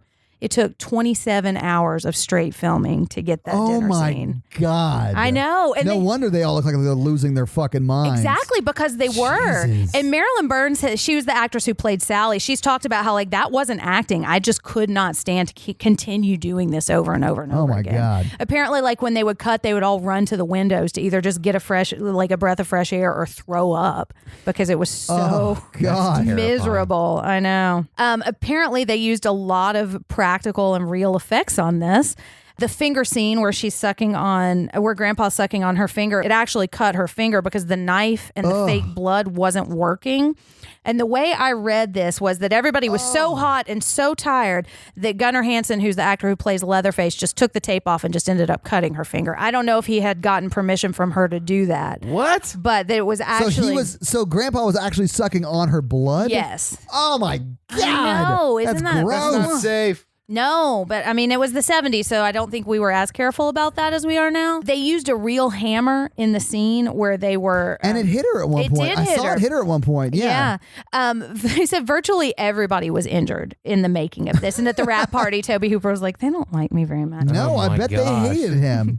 They used a real chainsaw. And so the scene where Pam is on the hook and Kirk is on the table, he was like, the chainsaw was like 3 inches from my face. And that's super dangerous. But also, when they're running through the woods, he was using a real chainsaw going at the time. And he said there was a point where he slipped and the chainsaw flew out of his hands. And he just got on the ground and put his hands over his head and just like prayed that the chainsaw wouldn't land on him. Jesus, man. So super cutting corners on budget. Man, dude, the making of this sounds scarier than the actual movie itself. I know, dude. Sounds terrifying. Yeah. I think there's an E! True Hollywood story about the making of this that I haven't watched, but I've heard is very well done. So the actor who played Franklin, I think he had been used to working on the stage, so he was used to like staying in character, and he didn't realize that other people weren't doing that.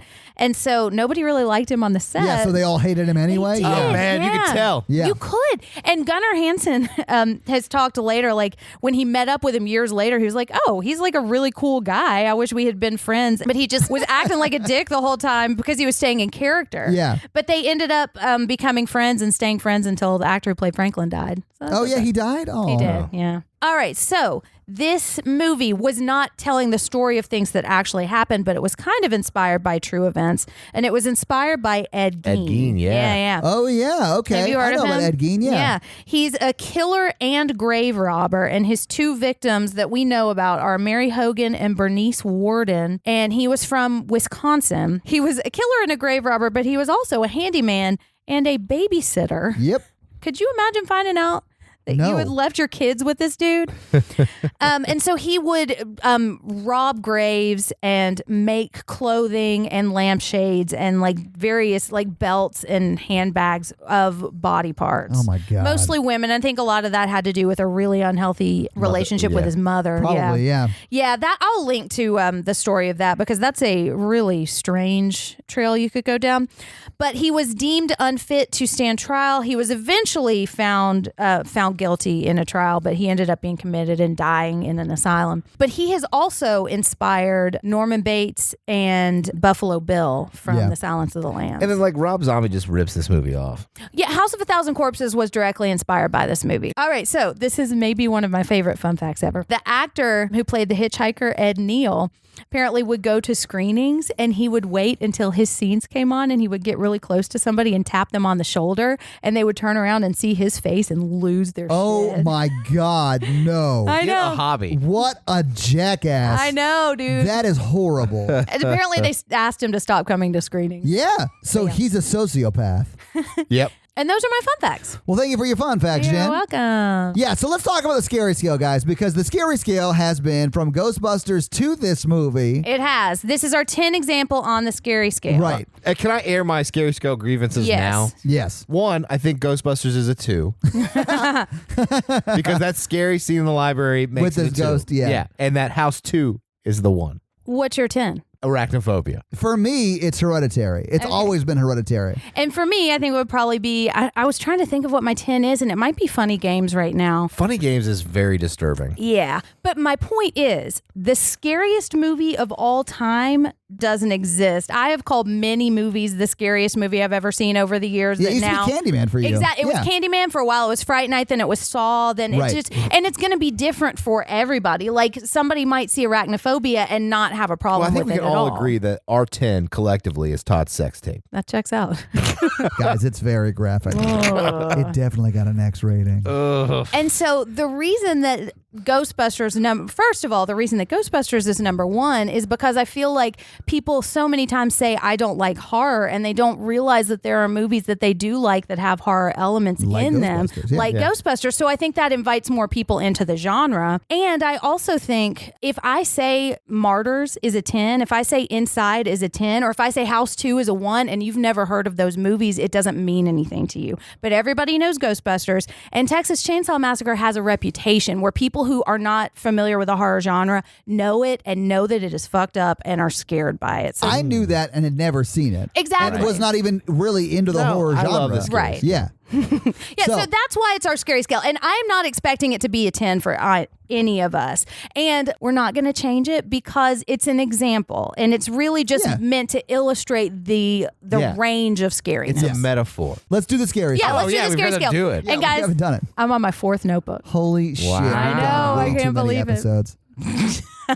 Our scary scale is a rank we use to say how scared we were by the movie. It's not a ranking of the quality of the film. It's a ranking of how scared we were when we watched it today. Our 1 example is Ghostbusters, and our 10 example is the Texas Chainsaw Massacre. So Keyword Todd, on example. exactly, Right. our 10 example. So Todd, what are you giving the Texas Chainsaw Massacre on the scary scale? I'll give it a 6. You're gonna have a 6. It Nice. was eerie the whole time. There were a few jump scares that got me, but I don't think overall it's the scariest movie I've ever seen. Like, I think Hereditary is much more scary for me. Like, that would be my example of a 10. But I mean, I think you'll probably rate it much higher, I'm assuming. Yeah. So, but it just doesn't hit me as super, super scary. But it is scary, and it's very eerie, like the whole time. Yeah. And Franklin didn't put that fucking knife down until someone had to take it away from him, and then they hid it from him. And Todd is very concerned with safety. I hated that. Mikey? I think I'm going to give it a 6. Yeah. Oh, nice. I think that's fair. All well, right. because that was mine. But yeah, it is really scary. The reason I'm going to say 6 is different than your reason. Because we've already done your reason. Because you don't hate the Beatles. as much as Todd. Yeah. I think this movie does a surreal horror quality better than most. Oh, shit, yeah. And it's very creepy. It stays with you, and some scenes really stay with you. And it's just horrifying.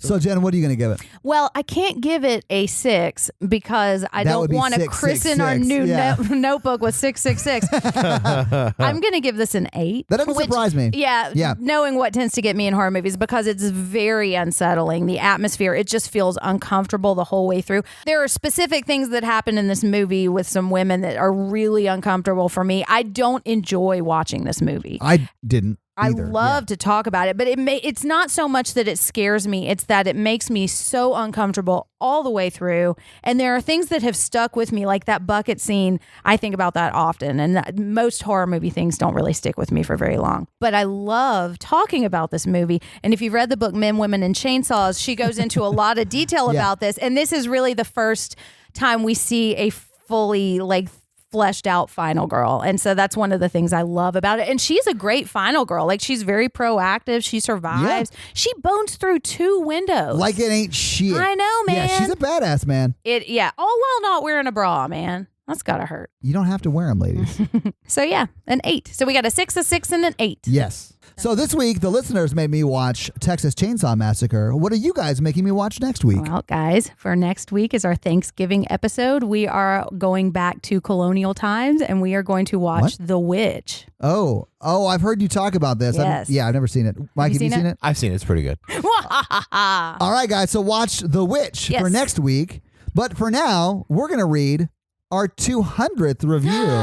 Oh my gosh. We promised that we would do you. a reading of the 200th review. So we're going to read it right now. This one is from CGEE or CG 313. Fucking shit. Do we have an accent? We do. So the accent is Mikey voice request, dinosaur voice with a Matthew McConaughey Texan accent, which is perfect for this movie. You asked for this, Mikey. Yeah, this is on you. You did dinosaur. That's not a real accent. Okay. Hey, I've heard our episodes. I beg to differ. So the title of this is Favorite Podcast. There you go. Right. Oh my God. As a huge fan of the horror genre, enforcing my obsession with my reluctant friends. Oh, wow. I love this podcast. I love this podcast. It's like talking to your intelligent and kind-hearted friends while laughing nonstop. Whether or not you like horror, this next podcast. This is the next podcast for you, man. Dinosaurs can't read for shit. I know, man. Whether or not you like horror, Whether or not you like horror. this is the next podcast for you try. This is the next podcast for you to try. Jen, That's me. keep writing your blog. Oh, thanks. Keep reading, guys. I love you. Mikey, Mikey. never lose your optimism. Oh. Find someone, Mikey. Todd, hang in there. Ugh. Oh. I'll do my best. That's Oh. it. Yeah. That's it. 5 stars. Thank you so much for that awesome Thank review. you so much, CG, for that lovely, lovely review and being our 200th review, guys. And we had a lot of reviews come in after We that, did. and we'll probably do those as well. Yeah. And let me just say this. I recognize that name from our Facebook group. Oh, yeah? And she went as Pennywise for Halloween. Because in the Facebook group, we did like a what's your costume thread. And everyone was posting pictures. And she was a female Pennywise. Oh, cool. It was awesome. It was a great costume. Hey, and guys, if you're not in our Facebook group, make sure to check it out because Absolutely. we do fun stuff like that every day. We've got questions of the day and threads like that. And honestly, if you can't support us on Patreon and still want like exclusive free content, that's the best place to go get it. We are a member of the Modern Horrors Podcast Network, which means if you're listening to us in their feed, you're getting it on Wednesdays. If you're listening to it in our feed, you're getting it 2 days earlier on Mondays. But in their feed, you're going to get their awesome podcast, Death, Dying, and Other Things, and the lovely Final Girls. If you want to follow us, we are at Horror Virgin or at horrorvirgin.com online. All of us individually are mrandolph24 at pretty much everywhere, right, Mikey? Yes. And Jen is at Jenn Ferratu, and I am at Todd J. Awesome. Yeah. We've already talked about the Facebook group and Patreon. We have. The Patreon's patreon.com/horrorvirgin, but you guys know the deal there. And I want to say this is a listener request Yes, that we just episode, did. Yeah. and the way that you get to request and vote on these episodes is being a part of our Patreon group. Absolutely. Yeah, all levels get to request and vote. Absolutely. And we got one coming up in December. Yeah. So get in Yeah, there. if you want to be in my crazy story serials, up your Patreon game up, and I'll put you in my story. Yeah, absolutely. Just Doris. Hey guys, that's going to be it for us Yes, it today. is. This was kind of a very special episode for us. Yeah, it was absolutely was. We've been talking about doing this forever. We have, so it was like a milestone kind of episode. absolutely. Yeah, so thank you for sticking with us for this far. And if you're a new listener, welcome to the family. We're so Yeah. happy you joined us. Absolutely. Yeah, I'm Jen. I'm Mikey. And I'm your horror virgin Todd, guys. Have an amazing week. Bye. Leatherface nerds. I feel like barbecue, but I want to get a sausage and hang it on my mouth like a cigar, like Franklin did. See? My name is Franklin. See, I got my knife in my hand and my sausage in my mouth. That sausage was a dick, Jen.